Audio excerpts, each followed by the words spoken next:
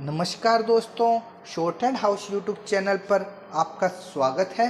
यह डिक्टेशन रामधारी गुप्ता खंड सेकंड से 100 शब्द प्रति मिनट की गति से है। डिक्टेशन स्टार्ट होगी 5 सेकंड बाद।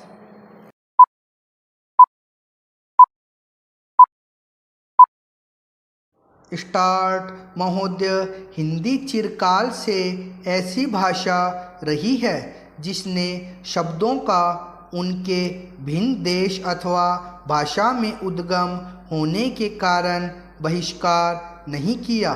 सच पूछिए तो सभी जीती जागती भाषाओं का यह एक गुण है कि वे अपने शब्द भंडार को बढ़ाने में हिचकती नहीं।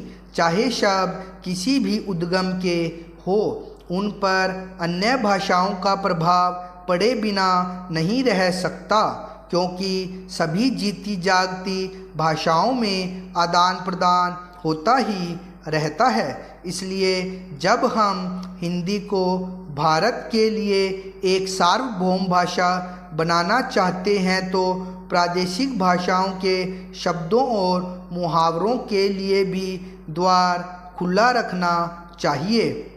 मैंने ऐसे कई लोगों के लेख देखे हैं जो हिंदी भाषी नहीं हैं और जिन्होंने हिंदी का अभ्यास राष्ट्रीय कामों के लिए ही किया है। उनके लेखों में कुछ ऐसे शब्द और मुहावरे देखने में आए हैं जो अर्थ तो स्पष्ट कर देते हैं पर आधुनिक हिंदी में प्रचलित नहीं हैं।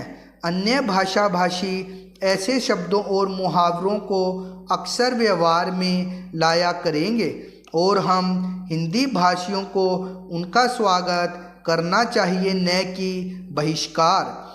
हिंदी सच्चे अर्थ में राष्ट्रभाषा तभी होगी जब भारत के सभी निवासी इसके साथ प्रेम करने लगेंगे और इसकी उन्नति में अपना गौरव मानने लगेंगे। यह भावना तभी उत्पन्न और परिपुष्ट हो सकती है जब वे यह समझने लगे कि हिंदी में कुछ उनकी भी अपनी देन है और हिंदी पर उनका भी कुछ अधिकार है। मैं समझता हूँ कि हमें इस भावना का स्वागत करना चाहिए और इससे डरना नहीं चाहिए। मैं तो यह भी मानता हूँ कि कहीं कहीं हमारे व्याकरण पर भी हिंदी भाषियों का प्रभाव पड़ेगा और हमको उससे भी नहीं डरना चाहिए। इसलिए मैं चाहता हूँ कि हिंदी भाषी और हिंदी संस्थाएं निष्प्रह भाव से हिंदी की श्रीवृद्धि में लग जाएं, जिससे अन्य भाषा भाषी भी उसके विभिन्न प्रकार के साहित्य से परिचय पाने के लिए उसे सीखना आवश्यक समझे। जिस प्रकार आज कोई भी विद्वान आधुनिक विज्ञान से परिचय प्राप्त करने के लिए यूरोपीय भाषाओं का अध्ययन करना आवश्यक समझता है, यदि केवल काव्य और ललित कला संबंधी ग्रंथ ही यूरोपीय भाषाओं में होते तो हमको उन भाषाओं को सीखने की शायद आवश्यकता भी न होती। पर विज्ञान से परिचय प्राप्त करने के लिए उन भाषाओं का जानना अनिवार्य हो गया है। उसी प्रकार हिंदी भी इतनी समृद्ध होनी चाहिए कि आधुनिक विद्याओं को प्राप्त करने के लिए उसका जानना केवल पर्याप्त ही नहीं आवश्यक भी हो जाए तथा इस भाषा में मौलिक ग्रंथ भी लिखे जाएं, जिनको पढ़ने के लिए हिंदी भाषियों के लिए हिंदी सीखना आवश्यक हो जाए। जितनी बड़ी संख्या हिंदी जानने वालों की है उतनी बड़ी संख्या संसार की 2-3 भाषाओं के बोलने वालों की है। इसलिए यदि इतने लोगों में यह भावना उत्पन्न हो जाए कि वे हिंदी को संसार की भाषाओं में समुचित स्थान उपलब्ध कराना चाहते हैं तो हिंदी का गौरव बढ़ेगा। आदरणीय महोदय, हिंदी के लिए यह अवश्य ही गौरव का विषय है कि उसे भारतीय संविधान ने अखिल भारतीय भाषा का स्थान दिया है।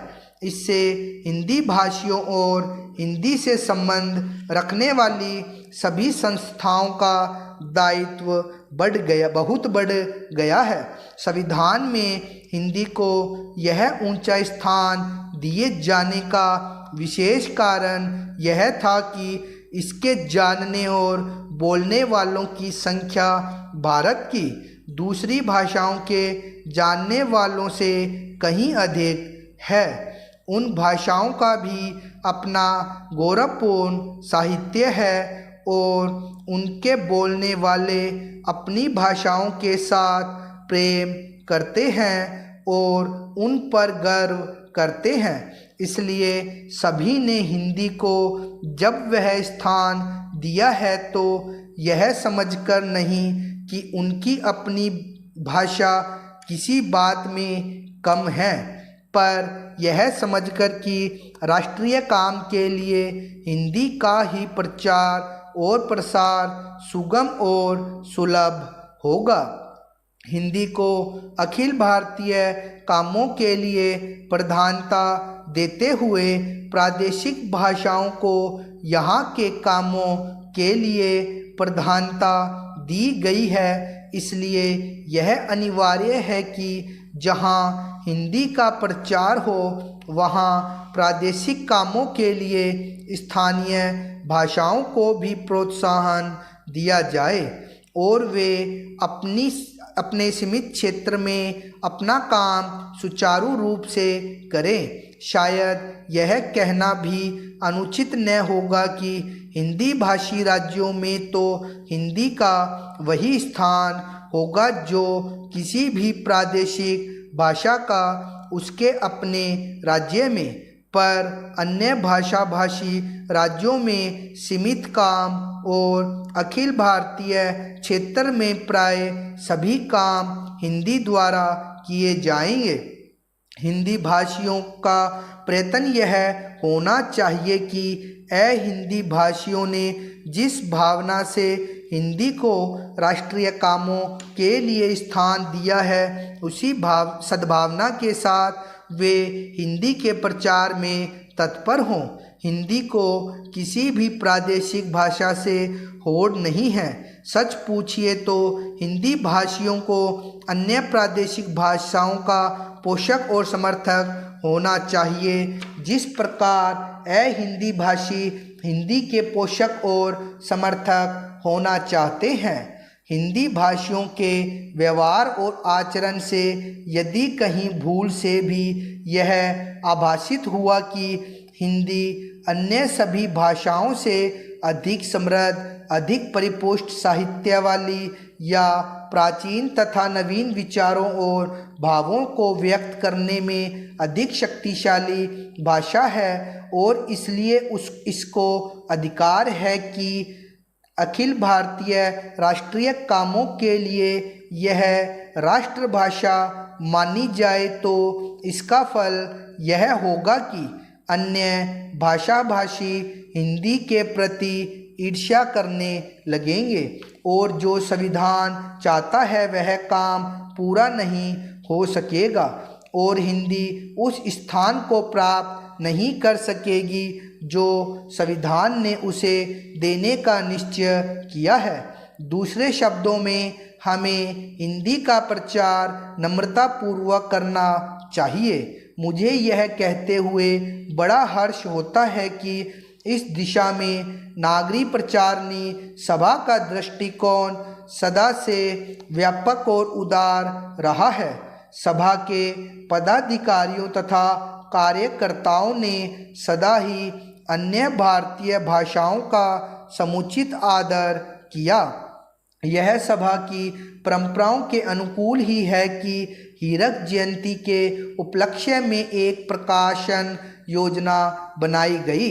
महोदय, इस उपग्रह पर मानव अस्तित्व को बनाए रखने के लिए सबसे पहले आवश्यक है कि ऐसे विकास कार्यों को जारी रखा जाए जो सामाजिक न्याय पर आधारित हो और जिन्हें न्यायपालिका का समर्थन प्राप्त हो, अन्यथा पर्यावरणीय प्रदूषण के कारण न तो पीने के लिए साफ पानी मिलेगा और न सांस लेने के लिए शुद्ध वायु, और न ही आश्रय देने वाले वृक्ष ही रहेंगे। स्टॉप। इसका बार बार में लिख के अभ्यास कीजिए तथा इसे ट्रांसक्राइब जरूर कीजिए, और जब तक आपकी डिक्टेशन में मिस्टेक आ रही है आप इसका बार बार अभ्यास करें। धन्यवाद।